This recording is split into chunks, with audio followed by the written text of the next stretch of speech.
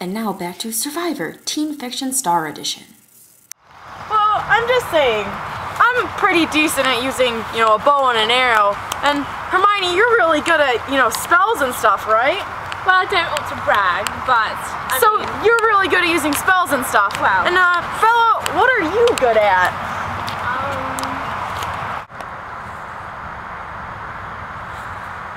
I'm really good at having decisions made for me. That's nice. Okay. Wait a minute, what's that? Stupefy! Let's go find it. Wait a second. Where's Bella? Edward! You've gotta be. All the single ladies, all the single ladies, all the single ladies, all the single ladies, all the single ladies, all the single ladies, all the single. As we all know, the genre of writing known as teen fiction has become incredibly popular over the last 15 years or so.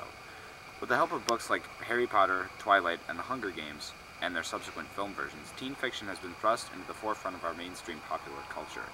However, with the advent of this new genre also come important questions, such as what sort of effect does teen fiction have on its readers? Today we will be attempting to answer that question more specifically as it applies to gender roles. We will examine the three primary female characters from each work of fiction I mentioned previously, and diagram what impact they have on readers, starting first with Hermione, Bella, and Katniss. Ronald Weasley, what are you doing? We have to defeat the Dark Lord in 7 years' time. Well, what else do you propose I do with them? Despite not being the main character, Hermione's much more independent than Bella and Katniss.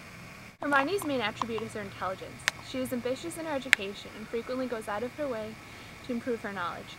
She is often accredited in being the best in her year at Hogwarts. Hermione changes throughout the books, but is first described in the first book as having bushy brown hair, a bossy sort of voice, and brown eyes. She is made fun of in the first book for having large front teeth, which when given the opportunity to change, she does.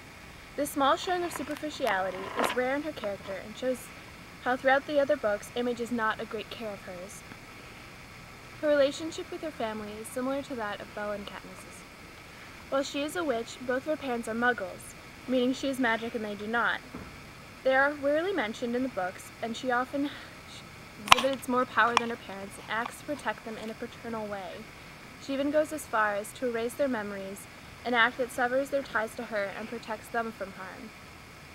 Hermione is part of a triangle, but for the majority of the book, it is one of friendship and not romance.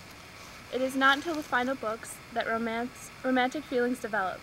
The triangle is not part of the character's problems, and it does not distract from the main struggle. In fact, they often work together to defeat the Dark Lord. Hermione is often taking care of Harry and Ron in a motherly way, which is why she probably remains not sexual until the end of the series. Hermione's source of power in the magical world is her mastery of magic. She does very little physical fighting, except for punching Draco in Book 3, and she assists Harry with her knowledge of magic and spells, and there are many points in which her knowledge saves the lives of others. Hermione is very emotional.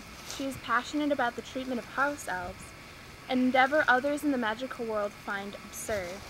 At times her feelings, when compared to those of Harry and Ron, seem irrational, making Harry and Ron the voices of rationality. Her femininity, also when placed next to Harry and Ron, makes their masculinity seem greater. In this way, J.K. Rowling uses Hermione to increase the power of the other two characters. Hermione's character is incredibly important to the series. She holds the trio of herself, Harry, and Ron together, and together they fight the Dark Lord. It is doubtful that without her, Harry could have defeated Voldemort. Unlike Bella and Katniss, Hermione is not the main character, but she is absolutely crucial to the main character's success. Without her skills in magic and her knowledge, he would never have done what he had done. But she's also not incredibly dependent upon him, but he is upon her.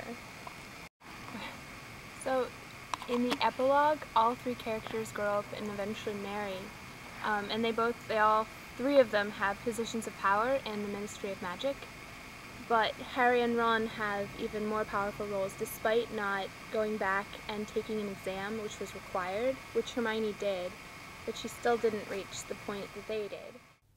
I'm sad because my life is hard and because I'm not even a real character. I'm here for you, babe. Look at me. I'm so pretty. I'm a 100-year-old immortal with a perfect body and perfect soul. I think I'm gonna go date some annoying high school chick. Well,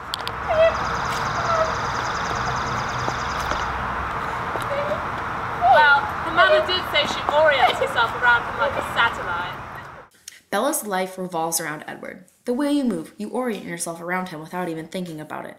When he moves, even a little bit, you adjust your position at the same time, like magnets or gravity. You're like a satellite or something. I've never seen anything like it, said Renee, her mother. No, seriously, her body physically orbits around her boyfriend's body. What's up with that? Bella Swan, the protagonist of Twilight, offers arguably the least productive portrayal of femininity. Besides the fact that Bella is generally bland and one-dimensional, the very nature of the story assigns her the role of the weak, hyper-virginalized damsel in distress. According to Twilight, dating a 116-year-old vampire adds extra significance to your innocence and chastity. The fact that she and Edward cannot be physically intimate without him while killing her and drinking her blood adds a level of danger to the idea that Bella might be deflowered. By making Edward a vampire, the stakes in her virginity are raised. The Twilight trilogy follows the story of a vampire, a werewolf, and a human. As supernatural creatures, the vampire and the werewolf possess extreme strength and power, whereas the human, in contrast, is weak, slow, and helpless throughout most of the story. Because it just so happens that the human is a woman and the supernatural creatures are men, Twilight creates an exaggerated portrayal of feminine incapability just by virtue of the plot. Take the passage from the first book, in which Edward describes his love for Bella, saying, "And so the lion fell in love with the lamb." This metaphor essentially condenses their entire relationship. Bella is the lamb, the epitome of innocence and fragility, the perfect victim, and Edward is the lion, strong and powerful, the perfect predator. Bella's lack of power means she spends most of the book being swooped up in the arms of the two love interests and carried away, whether she wants to or not. Maybe the most disturbing part of her helplessness is her transformation into a sexual object. In this scene between Bella and Jacob, Bella's sexual autonomy is stripped away, and we are left with an encounter that sounds disturbingly similar to rape. "No," I started to object, but it was too late. His lips crushed mine, stopping my protest. He kissed me angrily, roughly, and his hands gripped tight around the back of my neck, making escape impossible. I grabbed at his face, trying to push away, failing again. He seemed to notice this time, though, and it aggravated him. His lips forced mine open, and I could feel his hot breath in my mouth. Acting on instinct, I shut down. I opened my eyes and didn't fight, didn't feel, just waited for him to stop. When I first read this at 13, I thought it was romantic. Now, looking back, I find it sick that Twilight would glorify a sexual encounter in which a woman's wishes are completely disregarded.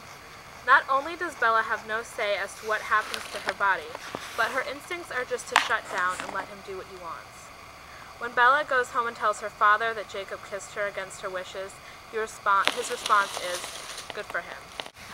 When people used to criticize Twilight as anti-feminist, my middle school self would defend the story with the argument that it is Bella, in the end, who saves everyone in the climactic final battle scene between the Phoenix, vampire wolves, and the Volturi. Oh no, it's Forks. Oh, okay. But, as Carmen Searing points out in her article, Talking Back to Twilight, there is something upsetting about how the scene unfolds. True, Bella does eventually become a vampire with the ability to create a magical protective force field. And true, she uses this force field to protect all of her loved ones from the evil Volturi vampires. But consider the fact that Edward and his family do not agree to turn Bella into this powerful vampire until after she marries Edward and has his child. The only way Bella gains any kind of agency and autonomy, therefore, is through entering into the patriarchal order by becoming a wife and mother. Not that there is anything wrong with this aspect of the female identity. It is just that Twilight presents this as the only route through which a woman can become powerful, through tying herself to a man.